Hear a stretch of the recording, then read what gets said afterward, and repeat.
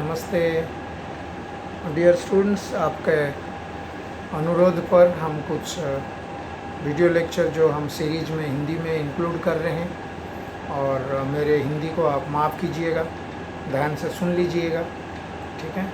तो कंटेंट पर भरोसा रखिएगा और ये वीडियो को आप इस वीडियो जो सीरीज है ये एक सप्लीमेंट के रूप में, पूरक के रूप में काम आ सकता है, ठीक है। स्पेशली आप अगर ध्यान से हमारे लेक्चर वगैरह जो हमने लगवाए थे उसमें नहीं सुने होंगे और आप दूसरे सोर्स भी देख सकते हैं। बहुत ही लिटरेचर वीडियोज़ अवेलेबल है गूगल और यूट्यूब में, ठीक है। सो हमारा आज डिस्कशन के विषय स्कोपस डेटाबेस। स्कोपस कहने से इतना समझ जाते हैं बच्चा। आपको ध्यान है जैसे उससे पहले मैंने बैकग्राउंड के रूप में आपको इंडेक्सिंग एंड एब्स्ट्रैक्टिंग डेटाबेस के बारे में बताया और जर्नल पब्लिकेशन, जर्नल को ट्रेस करने के लिए क्या क्या चीज़ ज़रूरत है, बुक्स के बारे में भी बताया। पहले बुक्स बताया, फिर बाद में जर्नल्स के बारे में बताया, उसके बाद संक्षिप्त में डेटाबेस के बारे में बताया, फिर उसके बाद में इंडेक्सिंग एंड एब्स्ट्रैक्टिंग डेटाबेस बताया। अभी हम फाइनली स्कोपस के बारे में बता रहे हैं। स्कोपस तक पहुंचने के लिए वो 4 प्रीवियस वीडियो अगर आप देख पाते हैं, मेरे ख्याल से बहुत अच्छी बात है। ये सभी यूट्यूब चैनल में अवेलेबल है और मेरे नाम निर्मल कुमार स्वाई अगर टाइप करें तो आपको मिल जाएगा। सो मैं आपका teacher professor Nirmal Kumar Swain, department of library and information science, department of library and information science, MD university Rohtak. Okay, so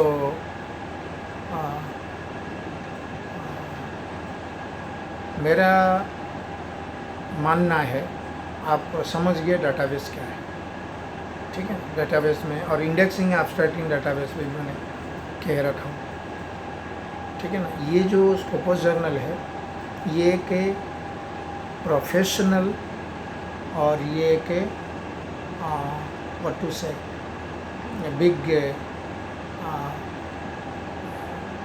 big database and big database developed and maintained by Elsevier। Elsevier एक बड़ा सा publication group है, सुने होंगे science technology में, even कुछ journals social science humanities में भी Elsevier छपाता है। कभी कभी Elsevier भी हम उच्चारण करते हैं, ठीक है ना। और उनका द्वारा डेवलप ये डेटाबेस है, ओके। और ये किस प्रकार डेटाबेस है, क्योंकि डेटाबेस की प्रकार होता है on the basis of the content and इस यूजेबिलिटी, किस तरह काम करता है और कंटेंट क्या है, ठीक है। तो ये एक डेटाबेस इंडेक्सिंग और एब्स्ट्रैक्टिंग एंड साइटेशन डेटाबेस कह सकते हैं, ठीक है ना। तो मैं आपको इंडेक्सिंग और एब्स्ट्रैक्टिंग डेटाबेस के बारे में बता रखा हूँ और आज थोड़ा साइटेशन डेटाबेस के बारे में बता रहा हूँ। फिर रिव्यू कर दूँगा आपको इंडेक्सिंग एंड एब्स्ट्रैक्टिंग डेटाबेस मैंने क्या बताया था। पहले इस किस प्रकार की डेटाबेस है वो समझने के लिए कोशिश करें, ठीक है ना।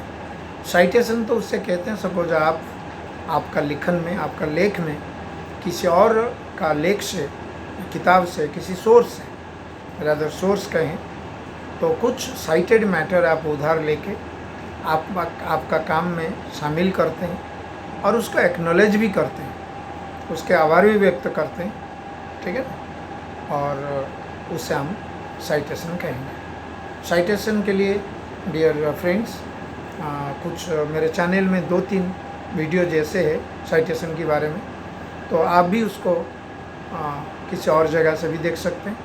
बट यहाँ पे इतना मैं कहना चाहता हूँ, जब हम साइटेशन लेते हैं कहीं से, कई बार कोटेशन भी कहते हैं, ठीक है ना।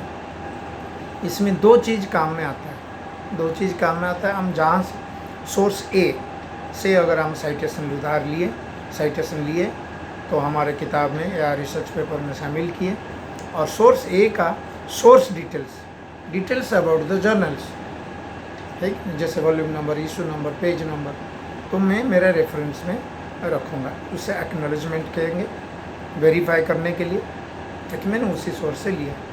तो फ़ायदा उन पक्ष को हुआ जो ग्रुप ए है, सोर्स ए है, यानी जो जर्नल है और वहाँ पे जो ऑथर है उनको क्रेडिट मिला, जो उनके काम इतने बढ़िया हैं तो मैं उनको साइट किया।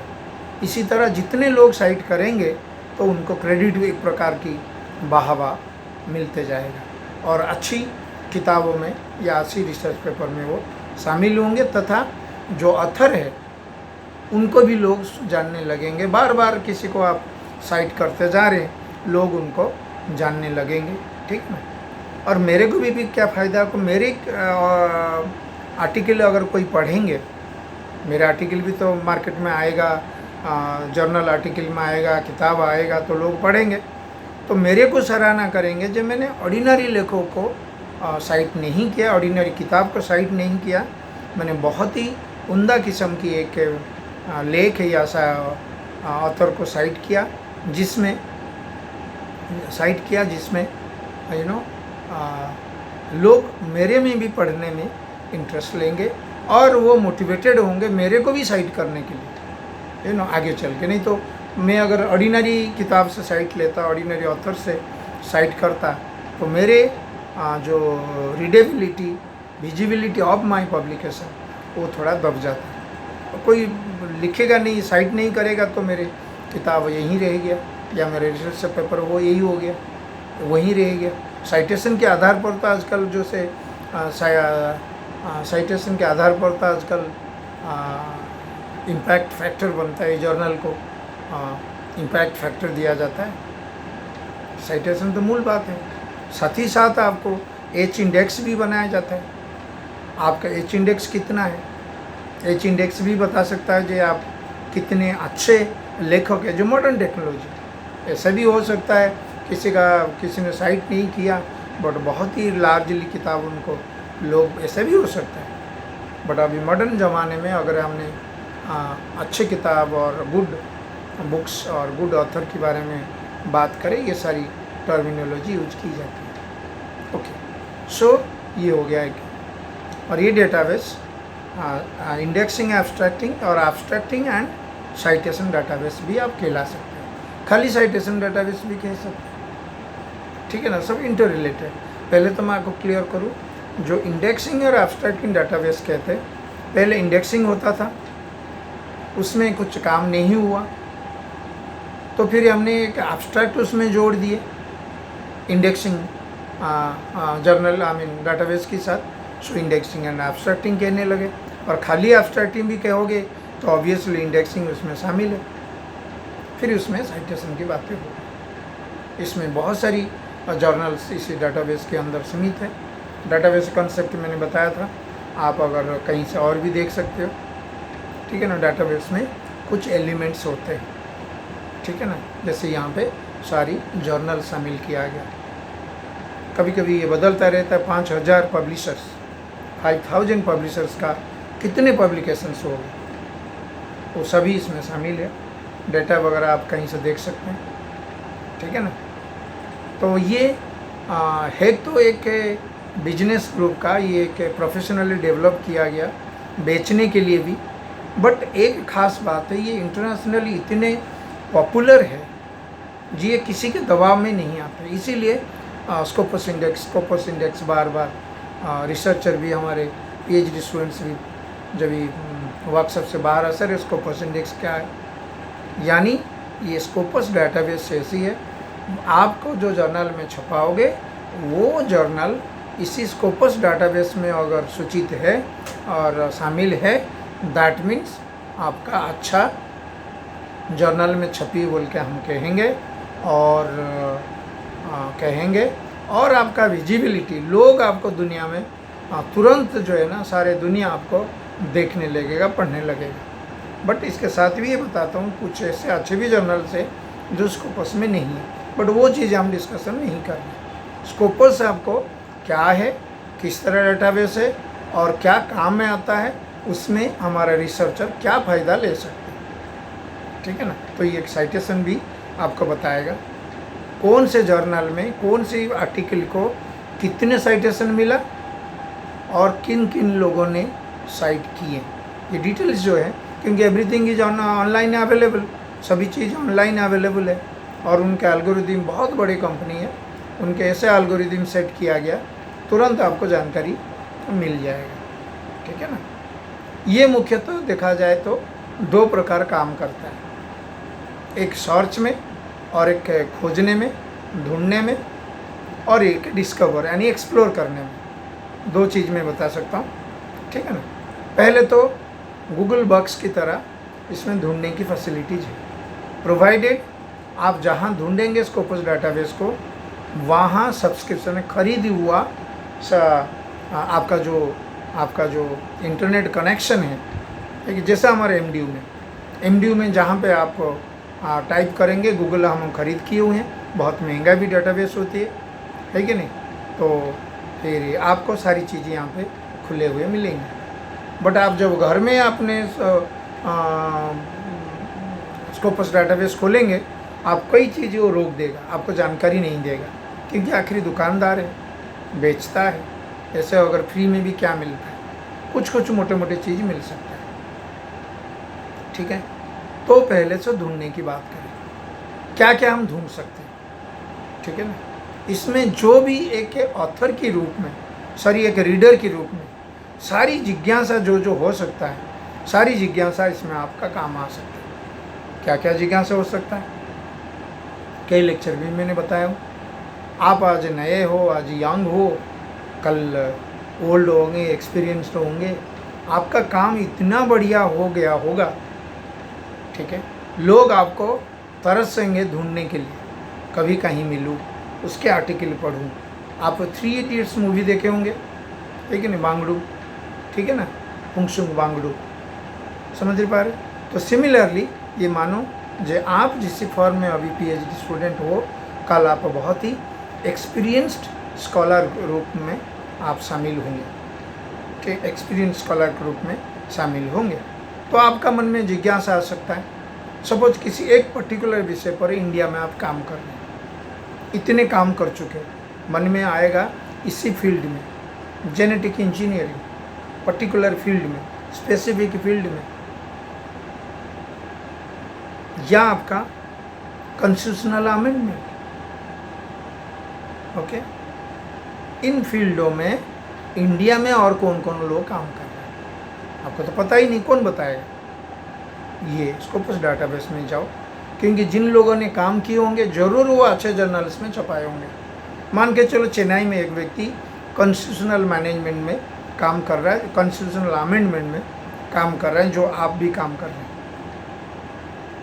बट वो आपको नहीं जानते, आप उनको नहीं जानते। उसी तरह चेन्नई की तरह हैदराबाद, अलग अलग जगह में 10 ऐसे लोग होंगे, 10 या 20 भी हो सकते हैं।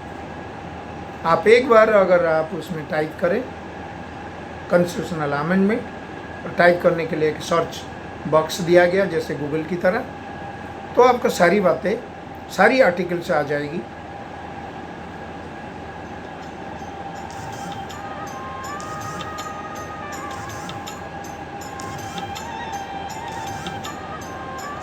ओके,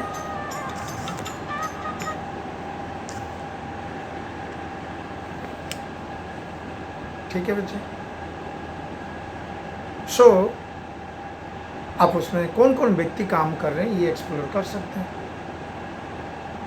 है कि नहीं। सिमिलरली विदेशों में भी काम क्या कर रहे हैं, आपका जितना भी पढ़ाई लिखाई संबंधित जिज्ञासा है, रिसर्च के संबंधित जिज्ञासा है, सारी चीज़ें आप जानकारी कर सकते हैं, ठीक है ना। पहले तो मैं बताऊं, जैसे कि पिछले 2 साल में कॉन्स्टिट्यूशनल अमेंडमेंट पर कितने पब्लिकेशंस हुई है। हालांकि पब्लिकेशंस बहुत हुई होगी जो स्कोपस के अंदर शामिल नहीं है, बट हम स्कोपस को मान के चलते हैं जो वर्ल्ड की जो नामी जर्नल्स है इसमें शामिल है, यही सोच है। इंडिया की कंट्रीब्यूशन क्या है इस फील्ड में, कितने लोग, हो सके आपका क्यूरियोसिटी इतना बढ़ा हुआ है, शायद कहीं मैं तो नहीं हूँ नंबर 1 इस फील्ड में इंडिया से, आपको कितना खुशी लगेगी। ये सारी सर्च ऑप्शंस दिया गया, और सर्च कई बार अगर सिंपल सर्च करते हैं आप खुद ही ना, जैसे कि बच्चे गेम खेलते हैं ना, उसी गेम के माध्यम से आप उसको यूज करो, सीख जाओगे। एक टॉपिक अगर आपने टाइप किए एक वर्ड में, वो आपको थाउजेंड्स ऑप्शंस दे देगा, लिस्ट बता देगा। आप पढ़ना ज़रूरी नहीं और ना ज़रूरी सभी आपका काम का होगा, तो आप उसको फिल्टर कर सकते हैं, एलिमिनेट कर सकते हैं। मुझे खास वो चीज़ चाहिए, मुझे कॉन्स्टिट्यूशनल अमेंडमेंट पिछले, देखो मैं कैसे काट रहा हूँ, कॉन्स्टिट्यूशनल अमेंडमेंट चाहिए पिछले 10 साल में, और वो इंडिया की कंट्रीब्यूशन है, इंडिया में छपा हुआ। तो बहुत सारे ऐसे वर्ल्ड के हट जाएंगे, समझ लो।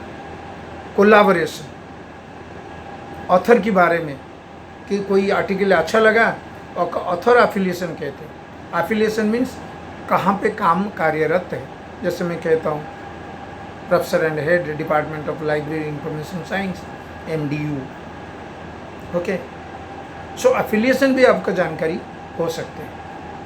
और इसी ऑथर के साथ कौन कौन को ऑथर से कौन 2 व्यक्ति मिलके काम करते हैं, क्या मैं उनके साथ कोलैबोरेट कर सकूं कभी? ये सारी चीज़ें जो है आपको वो सबसे जानकारी मिल जाएगी। आप कितने भी एक्सप्लोर कर सकते हो, किसी भी तरह इनके ऐसे एल्गोरिदम सेट है, तो कितने भी आप जानकारी कर सकते हैं। ठीक है बच्चे। सो ये एक पूरक ग्रंथ, पूरक लेक्चर के रूप में आप सप्लीमेंट के रूप में मान सकते हैं, बट ये डायनामिक है, जैसे बताया था डाटाबेस कंक्लूडिंग रिमार्क्स में। डायनामिक मीन्स इनका लिस्ट जो है बदलता रहता है मीन्स वो इंक्लूड, जैसे UGC केयर लिस्ट है उसी तरह हटा देते हैं।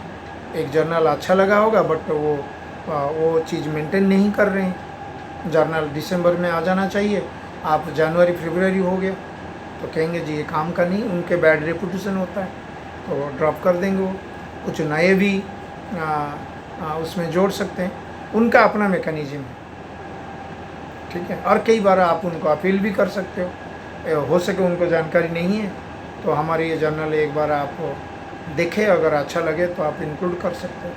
कहा जाता है वो दबाव में नहीं आता है, ठीक है। इतने बड़े डेटाबेस है और इतने बड़े कंपनी है, ठीक है।